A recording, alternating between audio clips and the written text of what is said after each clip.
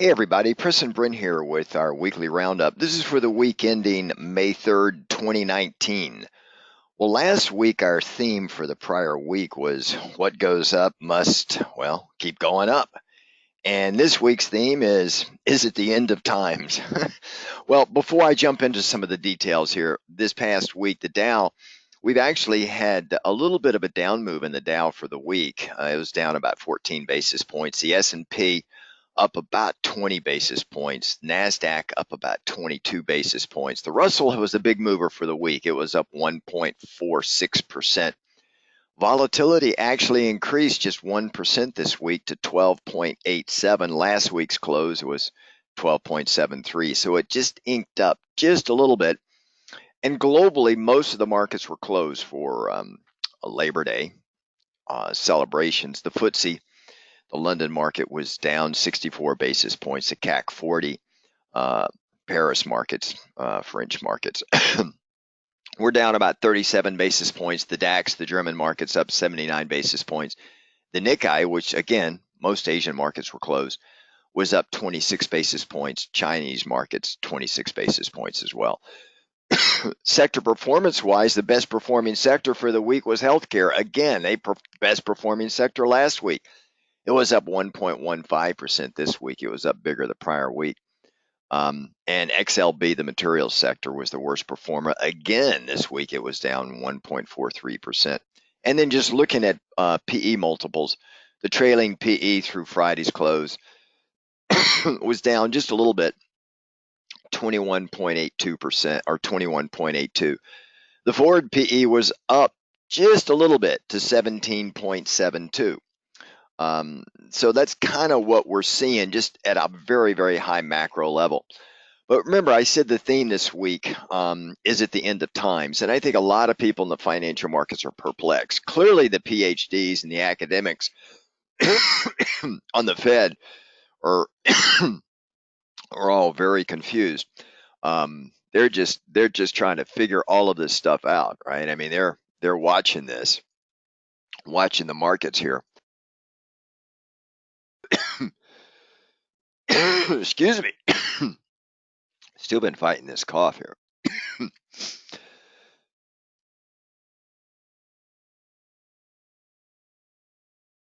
Had to put myself on mute. But the Feds don't know how to handle this market. We've got wages are up. Productivity is up, which is a great sign. Unemployment is down to 3.6%, which, by the way, is about a 50-year low. Inflation has just been stagnant. It hadn't gone anywhere. Interest rates are down to 2.53%. Recession fears have all but disappeared for 2019, which is completely the opposite of the markets we had back in the 70s when inflation was in double digits.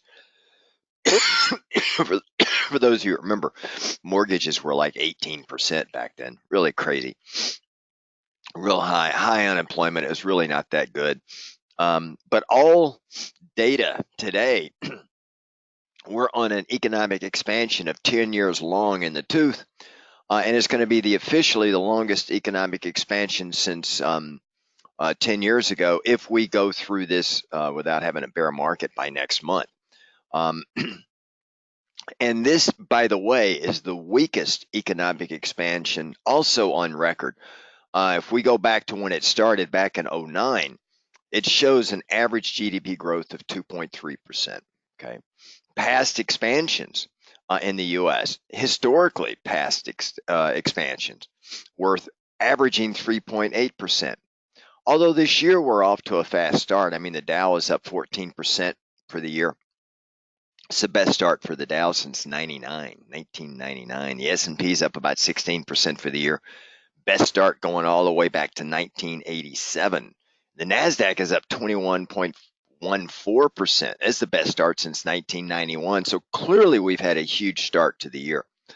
But it's also pushed forward PE multiples up pretty high. So we're starting to get very rich valuations in the markets. Okay, we got to be really careful about that because, as I tell our members all the time, there are only two things that drive prices, stock prices at a macro level. One is earnings per share, and two is in the credit markets, it's interest rates. The higher the interest rates go, the harder it is to maintain high PE multiples. Very difficult.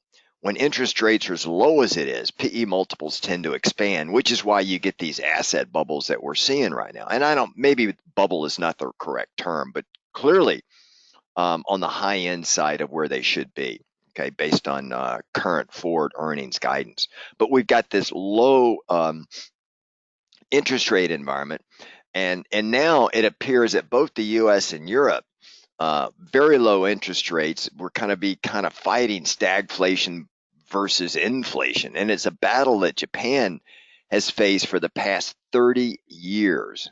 So the Feds right now are in the middle of a policy review on how to best handle this new scenario, like I said, of low inflation, low unemployment, low interest rates. I mean, normally we would expect interest rates and inflation to be going up at the same time, but we do not see this. In this past week, we heard it from Power Ranger Boom Boom Powell himself, the chair of the Feds here in the U.S., that he stated inflation is quote unquote transitory. Now, that means from his perspective, well, it's low now, but it's going to be going up. But it's been low for a long time, and it's going lower and staying stagnant.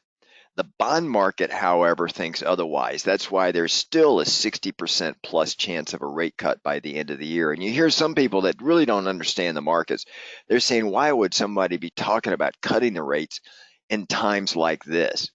And with, like with the unemployment rate down to 3.6%, GDP moving like we got the 3.2 number for Q1 first pass, everything is very strong.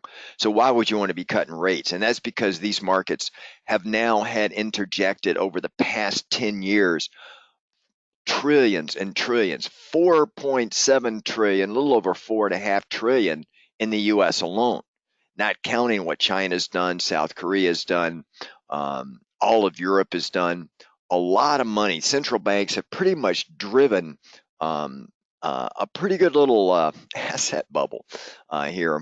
Again, maybe not the word bubble, but they've driven money and forced money into the equity markets. And inflation is very low. Remember when they started doing all this QE back in 2010 through 2014, 2015, all this QE. Greenspan, they asked him what's going to happen with all this when they try and get it off the balance sheet. He said, I don't know. We've never done this before. And that's probably the truest answer I've ever heard from any Fed governor, because they like to talk about what they know rather than what they don't know. Okay. I think what they don't know is a greater percentage than what they do know. We're in difficult markets from the perspective of, should we have a downturn? The Feds won't be able to just traditionally go out there and cut rates to zero. It's not going to have the same effect. They're not going to be able to print more money. The balance sheets are bloated. So what are the Feds going to do? So I suspect this policy review they're currently going through right now is going to be ways to deal with a downturn. I think the downturn is also going to be a lot uglier than it's been in the past, 07 and 08. There's more auto bots and algos trading now, technology-wise, than it was, 12 years ago. 10 to 12 years ago. So that's going to cause moves to be more abrupt, more sudden, and faster.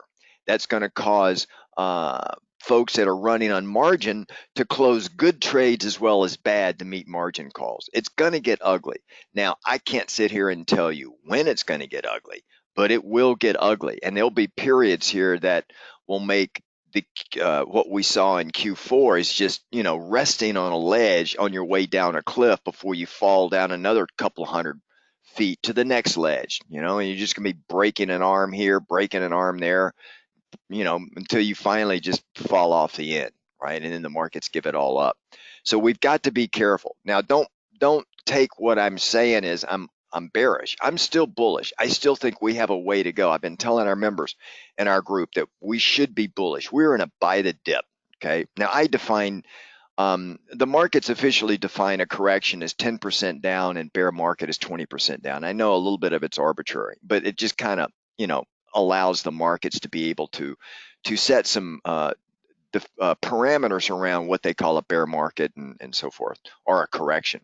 I'm a little bit different in that I break down and I call a dip just 5% or less. I call a pullback less than 10%, greater than 5%. Then I stick with the normal market acumen of greater than 10% of correction and then greater than 20% of bear market. And that just helps because there's a lot of opportunity in a bull market to just keep buying the dip. And again, that's less than a 5% pullback. So because we don't have these pullbacks very often, hell, the market started to panic last week when we had, the S&P pull back, 20, 30 points. I mean, the markets were freaking out.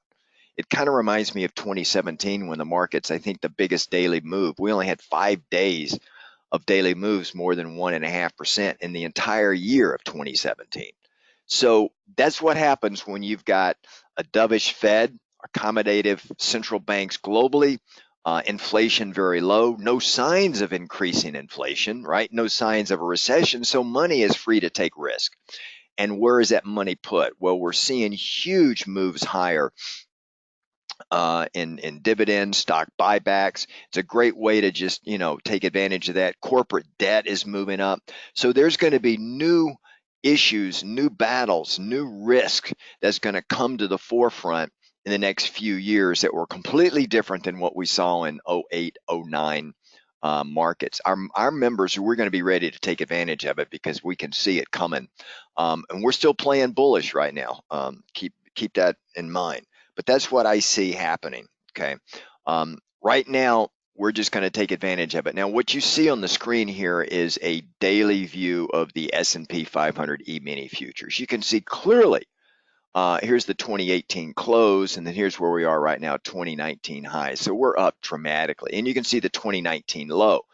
And this, what I like to say, if I put it back on a weekly chart here, you can see right here, right at this level right here, around the 26, right around the 2650 area, 2675.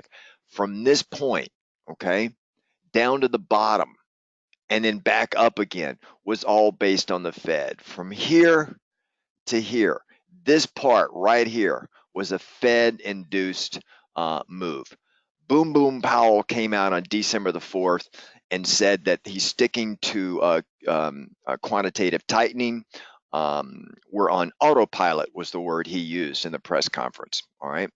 Markets completely gave it up. It went from like 2650 roughly down to 2313. I mean, it gave up a huge amount, almost double. I mean, not double, almost the same amount as it did in just a normal, what you would consider just a consolidation resting pullback phase. So this right here was a Fed-induced issue.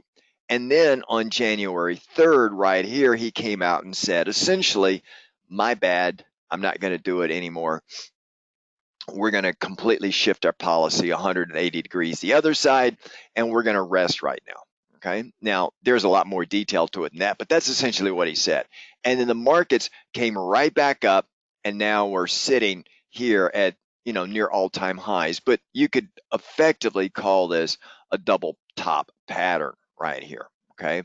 And I'm just kind of discounting for now this move down in this area right here and looking at it in this range right here. So call it 2650 up to 2950. All right, about a 300-point range, and we're up here.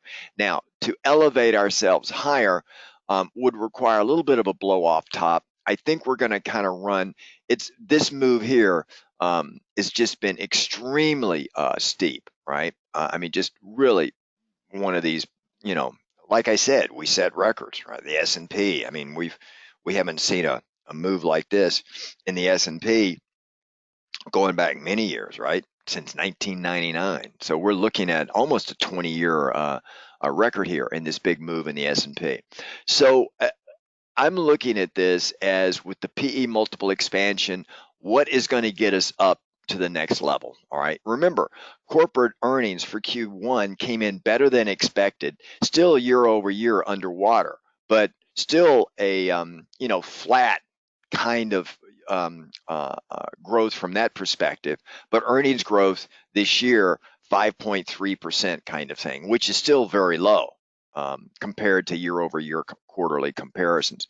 So we've got to look at this and say, okay, if interest rates stay where they are, okay, then we can still have a little bit more PE expansion, multiple valuation expansion.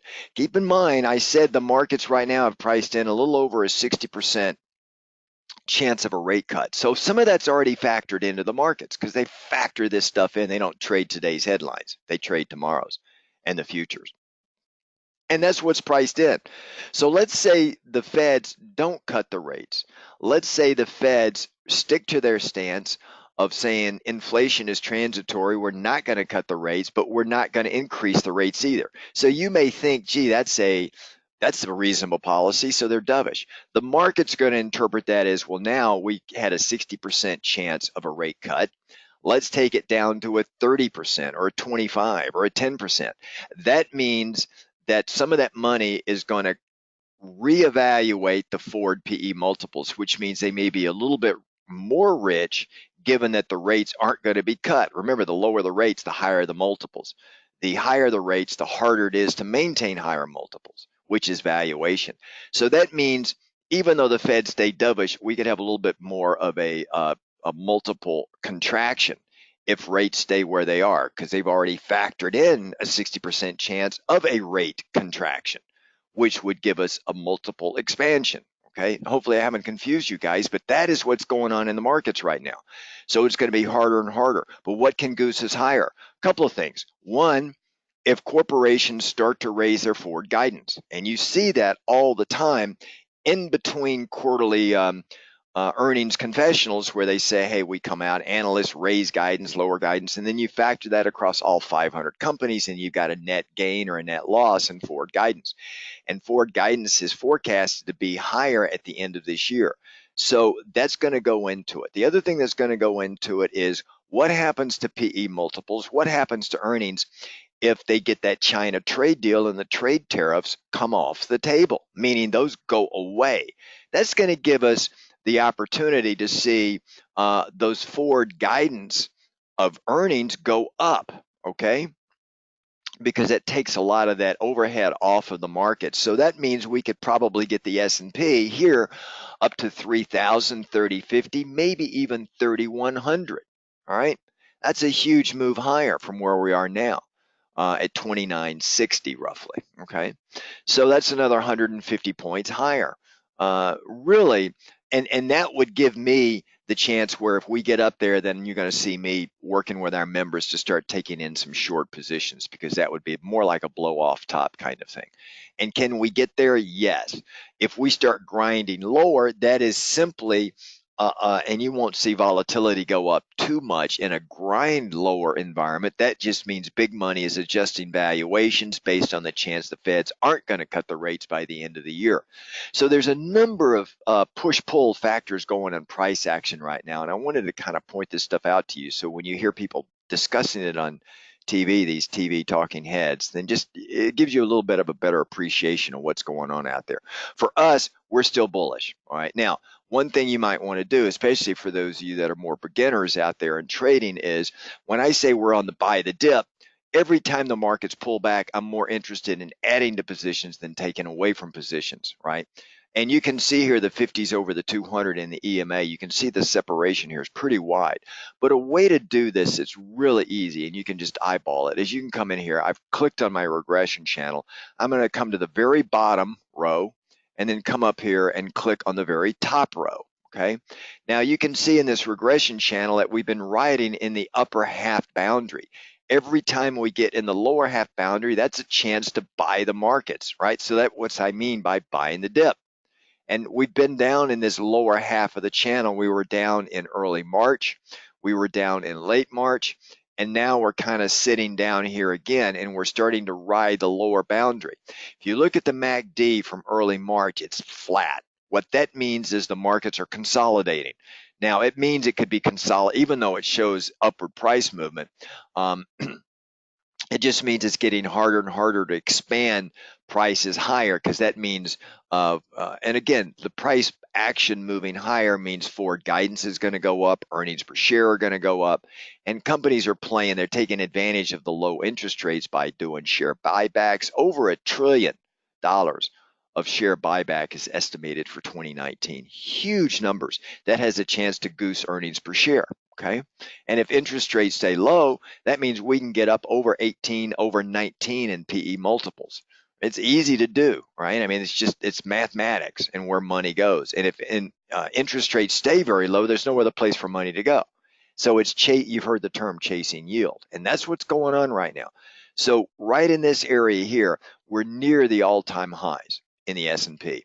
We're in the lower boundary here. Unless we take out this low regression channel here, we are definitely in a buy the dip kind of mode. Okay. I don't see the MACD below zero. It hadn't been below zero since January 10th. Okay. You can see longer term, there is a little bit of a divergence here, but there's a lot of chop in the MACD. It's what we call in our group a poor man's bed. All right, a poor man's bearish divergence. So that just means there's a lot of chop and we're in this buy the dip mode. Okay, so that's a little bit about what I'm looking at for the E-minis. Now, the one that, and if we look at NASDAQ, so notice here, let me just blow it back up again. So if we look at the E-minis, we hit all-time highs back here on May the 1st, right? You've heard the term sell in May and go away. Traditionally, May, June, July, August, May through August is a time to just take some money off the table and rest because there's traditionally been some down times and higher vol times during this period. It was not like that last year, and it was not like that in 2017 either. So that's not to say that we can repeat 2017, 2018. But, you know, with this low interest rate environment, low inflation environment, Fed's on the sidelines, we can grind higher, guys. And that's kind of where I'm sitting right now. If we look at NASDAQ, you can see NASDAQ made all-time highs back on April. So it made a little bit better all-time highs a little bit earlier, and we hadn't been able to get back up above there again. We had a good strong day on Friday with the jobs numbers. Okay, huge job numbers came out. 236, 238,000, right? I think was the number.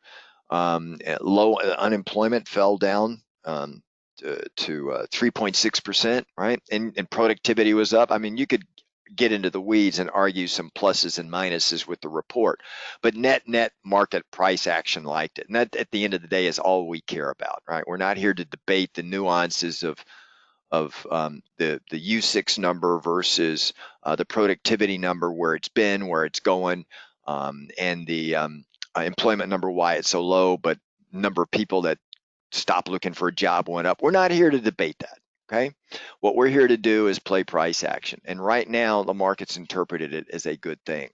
And if we look at the Dow, the Dow was down for the week, and as you can see here, again, we made all 2019 highs. We have not made all-time highs in the Dow. So the Dow is the only one where we've not taken out the 2018 highs that were made in September. We have in NASDAQ. We have in the S&P 500 futures. We have not in the Dow, and we have not in the Russell either. But the Russell has given me some good hope here, because look at this.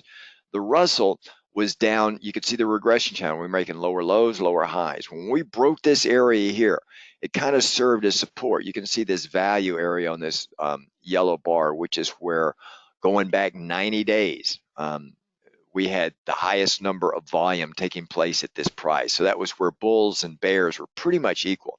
I had plotted, as you've seen on my charts, for the past few weeks, in fact, for the past month and a half, this was my target for the Russell when we break that area there. And we're almost there right now. All right, we had a 2019 high in the Russell at 1618. We're still well off our lows. You can, well, let me just see here. Let me put it on a weekly chart here for 1 second, because I want to get this in here. So you can see here, and let me just dupe this, because I don't know why I didn't. Let me duplicate it right here, and I'm going to run it up. But these are our all-time highs in the red, right? And these are 2018. So let me just edit that, and I'm going to dupe it here for you guys. So this is 2018 high, and then I'm just going to put in here all-time highs. So it'll stay there. I don't know, must have forgotten to do that, right? So if I put it in like that, so you can see the Russell is nowhere near where we were with the other indexes. You know, if I put it on the weekly for the others, like if we look at the Dow, here's the Dow. We're near our all-time highs right here, right? My target for the Dow, we originally went right through it, and now we're kind of settling in on it. If we look at the E-minis, we've made all-time highs, but you could consider this almost like a double top right here. And then, of course, if we look at NASDAQ, it's done even better. But again, we've taken out the 2018 highs, and now we're at all-time highs here. But you could consider this almost like a double top. So we're going to get some news here probably in the month of May is going to be a really good, interesting month. And I suspect we may pull back just a little bit, but again, it's as I've defined it, as I mentioned earlier, it's probably going to be a dip kind of thing, less than a 5% move to the downside. So we may get that opportunity just a little bit here. So that's kind of what I see. If we look at transports, remember transports leads the way. So transports are kind of down a little bit, but it did break out of that down move. It looked just like the Russell, and then we broke out here. Remember, that was my target in transports. I had that in there about 4 weeks ago, and we come right up, right through it actually, and now we're kind of settling in. That's going to be my resistance zone in the transports, but it's been pulling back pretty aggressively since the third week in April, although it did have a good Friday. So we're going to see if these things can hold up here. So these are just, and if we look at the emerging markets, the last 2019 high was back in the middle of April, and it's pulled down a little bit. So the only markets that look really strong right now is the U.S. Okay, I mean the U.S., the U.S., the U.S. The other one that's very strong is China. But you know, China, here's the tracking stock ETF for China. Uh, Really up here, but this past week, almost for the entire week, China's been off on holidays. They were open, I think, early in the week, but then they've been closed most of the last part of the week, so they haven't had a chance to move. But I suspect they're going to gap up. Asher will gap up pretty good once we open on Monday to catch up. But that's kind of where we're sitting here. And then if we look at volatility, if we look at the VIX, we're in the green zone. We popped up right here, but we came right back down very quickly. I mean, it was shoved back down. So we're well in the green. So from an option strategy perspective, you know, we want to be long gamma in this kind of environment here. And if we set up any trade with short gamma and short vega, make sure you're hedged here pretty good, right? Because from our experience in these crazy markets, especially with the algos firing off like they do, doesn't take a lot to really goose this thing higher. Now we put on some trades. We're like, I think 6 of 7 success with these trades that we've got on that I'm running. And they're really great. And we've got a couple of different ways that we play volatility. And I kind of call them our Texas Hold'em strategies. And one of them is what we call our Gator, and then we got another one out there. So in our members, we've just been playing these things really good, and they work well. And there's a different strategy we use down here versus when volatility starts getting up into the red zone or in the black swan zone up in this area here, right? So you can see where we are right now in vol. And then if we look at the front month vol structure, all right, we're in a contango because we're in green right now. So we're in a contango environment. And anytime we're in the green, that means it is really good for the markets. There is no fear going out a month from now, right? And if we look at the back month term structure, this is deeply in contango, which means for VXXB, or they changed the symbol from VXXB to VXX May 1st. This is a great trade because it's got a negative roll yield to it, the way VXX works. And this just means it's gonna take a lot of oomph and a volatility shock to get it back up into the red again. So we're in a contango environment and volatility going out in time. It's a normal term structure. It shows there's no fear out there. Okay. And anytime we do that as a contrarian, we got to be very careful. For our members this Sunday evening, I'll go into a little bit more detail on that and a couple of other trade ideas for you. If we look at treasuries, look at interest rates. Interest rates, you know, my target was around 2.5 back in the early part of the year. We came right through it, and now we actually, on that strong day on Friday, right? I mean, look at interest rates. It opened at 2.56 and it closed at 2.53. So on a strong day like we had on Friday, I mean, heck, the markets were up real strong. You would expect interest rates to just goose up just a little bit. They actually fell, guys. The bond market is fighting the equity markets and the Feds really hard. And the bond market's belief is essentially inflation is not transitory, as Boom Boom Powell says it is. It's more permanent. And the only way to shock it is just take the paddles out, put them on the chest, hit, say, clear 3 times at a press conference, and then hit the zap button, meaning cut the rates about 25 basis points. You do that, that'll start to stoke the fears of inflation, or in theory, right? And that would get inflation higher, which would get, even though they cut the rates, that would start to move inflation up. So we'll see what happens here. Generally, the bond markets always win. They've got a better view of it. And the bond market and the credit markets are 10 times bigger than the equity markets. Remember what I always say. The equity markets don't lead the bond market. The bond market leads equities. Liquidity trumps everything, right? And the credit markets are where everything is, and it drives the equity market. So understand that. I'm not going to go into the currencies here. We'll go into that for our members this Sunday evening. Energy, if we look at oil, taking a look at oil, let's just step it back out again. Let's just back out. We've had 2 great trades in oil. We've had a couple of members make 40,000 plus on just one oil futures contract. Okay, that's per contract. I was getting people short oil up here, came all the way down, and then back over here in late December, I was getting people long oil. My target down here back at the end of last year was about $55 a barrel. Clearly, we blew through it. Once we got north of $57 a barrel, I told folks to get out of it because there's a lot of geopolitical risk with Libya, Iran with the oil embargo, which kicks off officially May 5th, OPEC, and then, of course, recently all the tensions and flare-ups in Venezuela. So trading oil, when you got more geopolitical risk, it's flip a coin. Any day, any headline number can move oil up or down, a couple of dollars a barrel. But getting long down here was the play. Getting short back up here was the play, and it made great money. So when oil starts to settle down, some of this geopolitical stuff settles down, then oil will settle down. We'll get back into the oil markets again. It's a great day trading vehicle as well. Even with this higher volatility environment, it's great for that. So that's a little bit about what we're seeing with oil. Gasoline is the same thing. You can see gas was off to the races. I mean, gasoline just blew through the thing here. We had a good bullish trade here on gas. I called it out. Gasoline futures, it's a little bit erratic, but man, it's just a huge move. All right, gas was down here around, I mean, good Lord, it was down here when I was calling to get long, $1.33 a gallon. And it almost doubled. It went up at the peak of $1.215 a gallon. Did not double, but at least up, well over 60%. Huge move in the futures market. Huge. Now we're sitting at the bottom of the regression channel. If it breaks to the downside, we're going to come down a little bit. I see some support here around $1.96 a barrel. But this is just some great trades here in the energy market. Let's look at gold. Gold is going down. Clearly, lower highs, lower lows, right?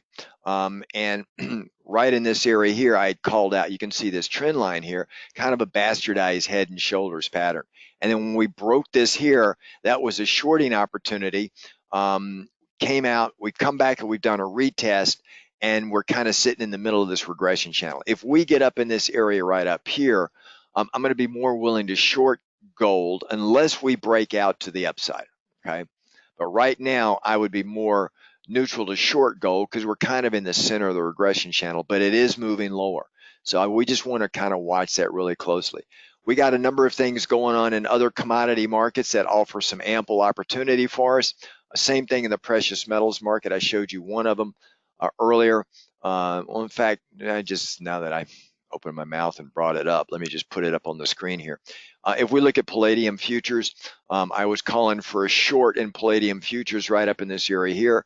$30,000 a contract win. We had a couple of members take that also. Huge move. I love over exuberance in the commodity market where the extensions are just, bloody high or bloody low. Commodities are more affected by elasticity of demand than equity markets. And when you get something really high or really low, it's hard to play contrarian, but if you get the trigger, you got to take it, guys. All right, everybody, that's a little bit about where we stand for this weekend. Members, I will see you this Sunday evening. Make it a great weekend. Mother's Day is coming up the following weekend, so make sure for those of you where it's applicable, you take care of that special someone. Members, I'll see you Sunday night. Take care. Ciao.